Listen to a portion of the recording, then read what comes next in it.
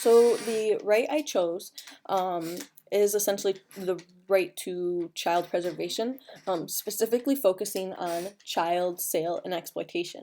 Um, this is important because children are a vulnerable population. Their minds are extremely malleable to adapting behaviors, personalities, and emotions from their circumstances and environment. So, when children are exploited, they can be sexually exploited, labor exploitation, or even being child soldiers. So when their environment is a constant surrounding of negativity, then we are conditioning them to these experiences, which in return can either lead to them either A, being adults that continue to terrorize youth populations, or B, be a dysfunctional adult that struggles with a lifetime of mental illness. This is why that it is our social duty to make sure that we are protecting the rights of these children, because they are our future and they are the adults of tomorrow. And we have to also think, if it's not enough to think about the preservation of a child, if it's not enough to think about the preservation of a child life, then you should think about what kind of world you want your family to live in, and what kind of world you want your children to live in. Another thing to note is that children are born with human dignity. So just because they are children does not mean that they are not afforded basic human decency. And I say that because a lot of times when we look at children, a lot of people think that they're insignificant or less than adults because they're not capable to make their own decisions. But that's the exact reason that they need protection, is because they're not able to make their own decisions and they're easily to take advantage of. And unfortunately, people recognize that they're able to be taken advantage of and do so.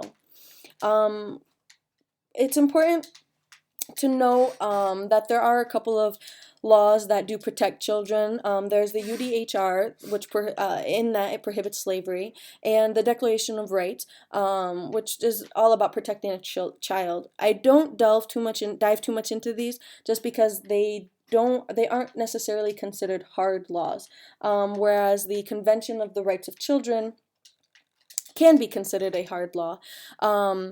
And it's an international law dedicated to the right of protecting young people.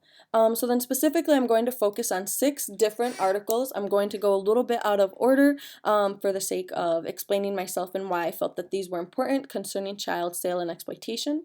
Article 19 specifically focuses on the protection against abuse and neglect. Article 20 says that children are entitled to special protections and positive family environments that should not be breached. Article 29, we're actually going to go back to that one. Article 34 protects children from all forms of sexual exploitation and abuse. Article 36 prevents the sale of a child and trafficking of a child. And 37 says no child shall be subjected to torture or any other inhumane, degrading treatment or punishment. So I reference Article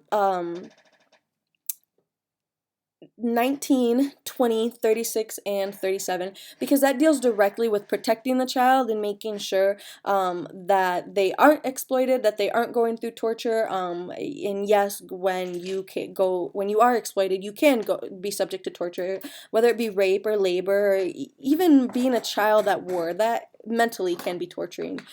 So I come back to Article 29 because it says that education is to help develop children's personality traits, talents, mental, and physical capability to the fullest potential.